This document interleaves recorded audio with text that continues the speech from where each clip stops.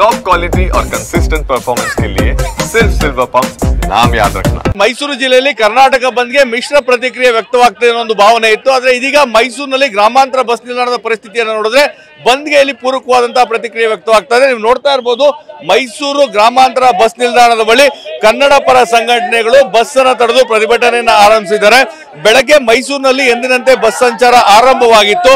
ಚಾಲಕರು ಬಸ್ ಅನ್ನು ಚಲಾಯಿಸ್ತಾ ಇದ್ರು.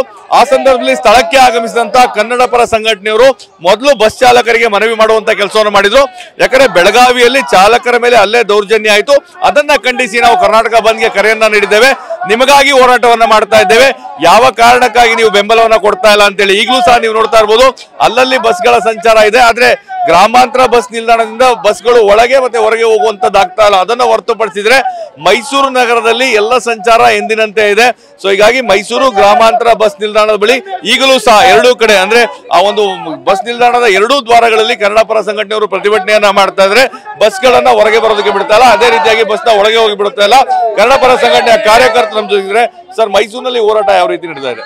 ಬೆಳಗ್ಗೆ 5:30-6 ಗಂಟೆಯಿಂದನೇ ಎಲ್ಲ ಬಸ್ಗಳನ್ನ ತಡೀತಾ ಇದ್ದೀವಿ. ಏನು ರಾಜ್ಯ ಸರ್ಕಾರಕ್ಕೆ ಎಚ್ಚರಿಕೆಯನ್ನ ಕೊಟ್ಟು ಕಳಸಾ ಬಂಡೂರು ಯೋಜನೆ ಆಗಬೇಕು, ಮಹದಾಯಿ ಯೋಜನೆ ಜಾರಿ ಆಗಬೇಕು, ಹಾಗೂ ಮೇಕೆದಾಟು ಯೋಜನೆ ಮುಖ್ಯವಾಗಿ ಕುಡಿಯೋ ನೀರಿಗಾಗಿ ಇಂದು ಪ್ರತಿಭಟನೆ ಹೋರಾಟ ನಡೀತಾ ಇದೆ.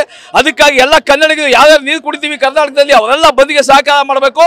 ನಾವು ಹೋರಾಟ ಮಾಡ್ತಿರೋದು ಕನ್ನಡಕ್ಕಾಗಿ ಹಾಗೂ ಹಿಂದಿ ಏರಿಕೆ ವಿರುದ್ಧ ಸಹ ಹೋರಾಟ ಮಾಡ್ತಾ ಇದ್ದೀವಿ.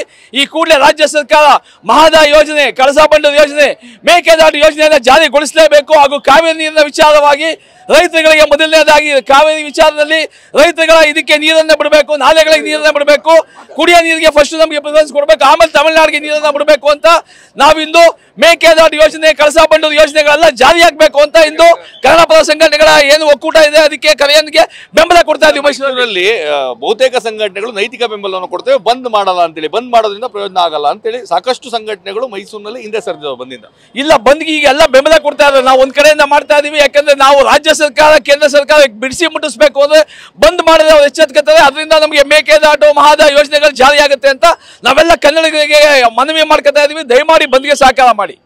ರಾಜ್ಯ ಸರ್ಕಾರದ ನೀತಿಯನ್ನ ಖಂಡಿಸಿ ಇವತ್ತು ನಾವು ಬಂದ್ ಮಾಡ್ತಾ ಇದೀವಿ.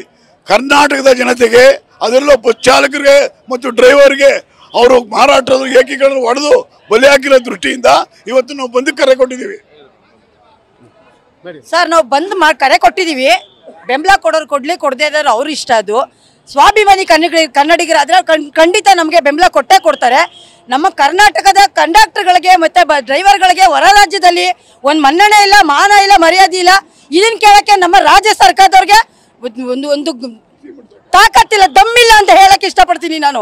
ಅವ್ರು ಏನಕ್ಕೆ ನಮ್ಮ ರಾಜ್ಯ ಸರ್ಕಾರದಲ್ಲಿ ಸೀಟ್ ಮೇಲೆ ಕೂತಿದಾರೋ ಗೊತ್ತಿಲ್ಲ. ಖಂಡಿತ ಅವರು ನಿಜವಾಗ್ಲೂ ಮಾನಗೇಡಿಗಳಲ್ಲ ಅಂದ್ರೆ ಮೊದಲು ಸೀಟಿಗೆ ರಾಜೀನಾಮೆ ಕೊಡಬೇಕು. ಹಂಗಾಗಿ ನಾವು ಬಂದು ಕರೆ ಕೊಟ್ಟಿದ್ದೀವಿ. ಖಂಡಿತ ನಾವು ಇದನ್ನ ಖಂಡಿಸ್ತೀವಿ. ಮಹದಾಯಿ ಯೋಜನೆ ಇರ್ಬೋದು, ಕಳಸಾ ಬಂಡೂರು ಇರ್ಬೋದು, ಮೇಕೆದಾಟು ಇದನ್ನೆಲ್ಲ ಜಾರಿಗೊಳಿಸಲೇಬೇಕು. ಮತ್ತೆ ಯಾವುದಕ್ಕೂ ಒಂದು ಸಣ್ಣ ಇದನ್ನು ಇಲ್ದಂಗೆ ಆರಾಮಾಗಿ ಎಲ್ಲೋ ಅಂದ್ರೆ ತೂಗುಡ್ಸ್ಕೊಂಡು ವಿಧಾನಸೌಧದಲ್ಲಿ ತೂಗುಡ್ತಾರೆ, ಯಾವ್ದಾರ ಒಂದು ಸಮಾವೇಶದಲ್ಲಿ ಕೂರ್ಸಿದ್ರು ತೂಗುಡ್ಸ್ತಾರೆ, ಸ್ಟೇಜ್ ಮೇಲೆ ಕೂರ್ಸಿದ್ರು ತೂಗುಡ್ಸಿ ನಮ್ಮ ರಾಜ್ಯಕ್ಕೆ ದರಿದ್ರ ತಂದು ನಿಲ್ಸಿದ್ದಾರೆ. ಫಸ್ಟ್ ರಾಜೀನಾಮೆ ಕೊಡ್ಲಿ. ಅಲ್ಲಿವರೆಗೂ ನಾವು ಇದೇ ತರದ ಬಂದ್ಗಳನ್ನ ಪದೇ ಮಾಡ್ತಾನೆ ಇರ್ತೀವಿ ನಾವು. ಇದು ಕನ್ನಡ ಪರ ಸಂಘಟನೆಗಳ ಒಂದು ಮಾತು.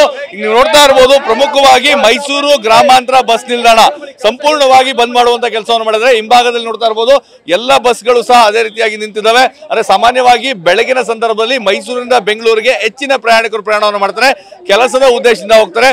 ಆದ್ರೆ ಈಗ ಏನು ಪ್ರತಿಭಟನೆಯ ಬಿಸಿ ತರ್ತಿರೋದ್ರಿಂದಾಗಿ ಈಗ ಬಸ್ ನಿಲ್ದಾಣದಿಂದ ಬಸ್ಗಳ ಸಂಚಾರ ಸಂಪೂರ್ಣವಾಗಿ ಸ್ಥಗಿತವಾಗಿದೆ.